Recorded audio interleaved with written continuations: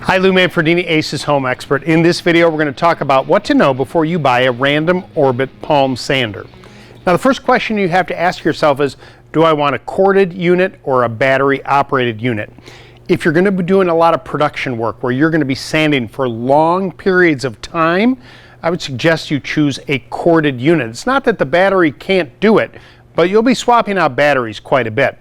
Now, on this particular unit, there's similarities between those you'd find that are corded. One is you want to make sure that the pad that you put on there, it's either going to be going by Velcro or stickers. And you'll see that there's holes on there. The holes are designed that when you put the appropriate pad on there, the dust collection can be brought up through the tool and into this dust collector, which can lower the amount of dust during the sanding process. It is a good idea to wear a mask when using a tool like this. You also want to buy a tool that has a speed setting. This one has an on-off switch and has the ability to adjust the speed at which it vibrates and spins.